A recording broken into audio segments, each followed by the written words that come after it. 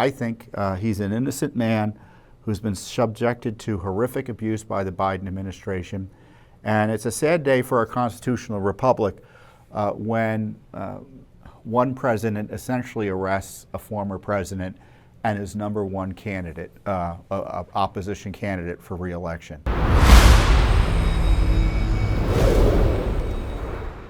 First up, obviously, is the terrible news that President Trump had to go through this week, which is the arraignment before a federal magistrate judge in Miami, Florida, as the result of the unprecedented abusive indictment of him by the Biden regime.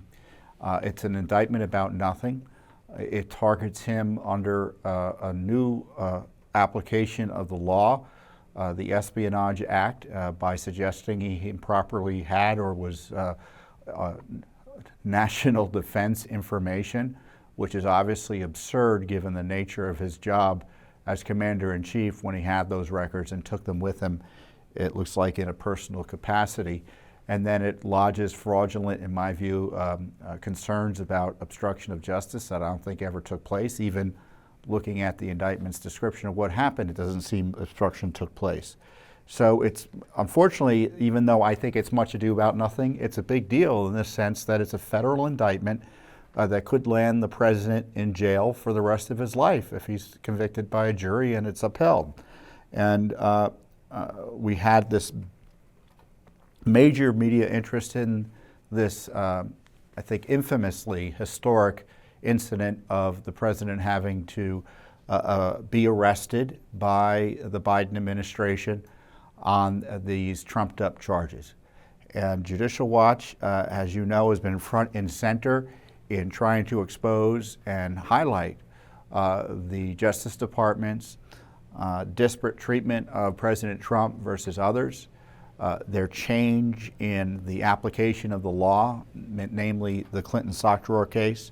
So on behalf of Judicial Watch, I went down to Miami, and thankfully I was able to spend some time with President Trump. I had dinner with him the night before the arraignment. It was a nice dinner. There were some other people there, of course.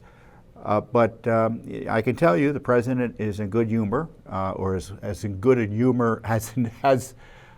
of humor as one could be in, given the circumstances. But you know, he's not happy about being indicted, but he's prepared to fight, and he's taking it seriously. But it's clear he's just going to keep on keeping on. To his credit, I guess there's nothing else he can do but try to keep on keeping on. But he's certainly not going to give up, and nor should he, because I think he's an innocent man who's been subjected to horrific abuse by the Biden administration.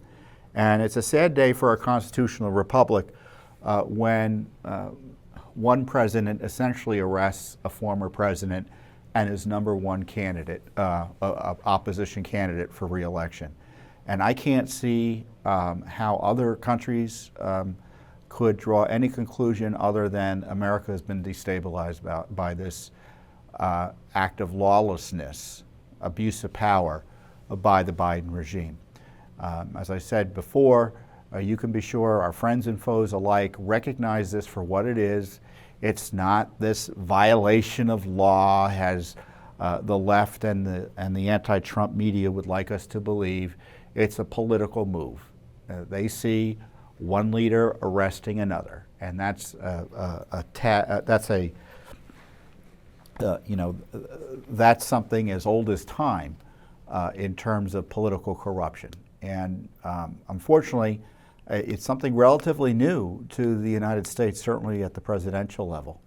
I've never seen anything like it before. The country hasn't seen anything like it before. Obviously, no president has ever been indicted like this and then arrested. Now he's been released on bond, of course, but the mere arresting of him, and now he is facing the prospect of a trial, assuming the courts don't throw this out as they should. It's going to hamper his campaign, which of course is the purpose. It's brazen and naked election interference.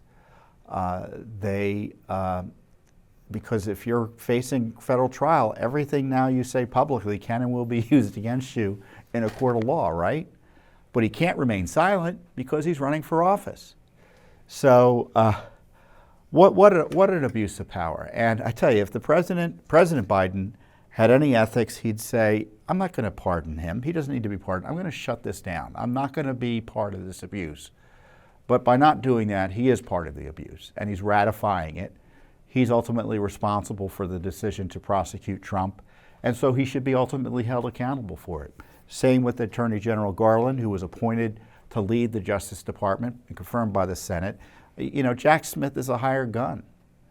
You know, why was he hired? He was hired to go after Trump by Garland and the political appointees around him, working in concert, obviously, with the Biden White House, who, I will remind you, during this whole process, investigatory process that was harassing Trump, the Biden White House intervened at key times to keep it moving forward, because it wouldn't have been able to move forward without permission at key junctions by the Biden White House. So that's where things stand. You know, the president is still doing well politically. I guess that's, you know, not exactly, you know, the best side of the equation if you're facing jail time. You know, what good are poll numbers if you're going to go to jail? So I don't want to overstate the likelihood of his going to jail, but you know, you just can't presume it ain't going to happen. There's a significant chance that if it does go to trial, he is found guilty. I mean, that's the reality of it. That's why you never want to be on the wrong end of a federal indictment. However outrageous the basis for the indictment is, however political it is, it's this machine that goes forward, and federal defendants usually get run over. And I hope that's not the case for President Trump, but you can presume, and you should be prepared for the worst in that regard. And you know, it's one thing to have Alvin Bragg do it, but now we have Merrick Garland acting just like Alvin Bragg. No better. The indictment's no more sophisticated. It's as outrageous a novel application of the law. Thanks for watching. Don't forget to hit that subscribe button and like our video down below.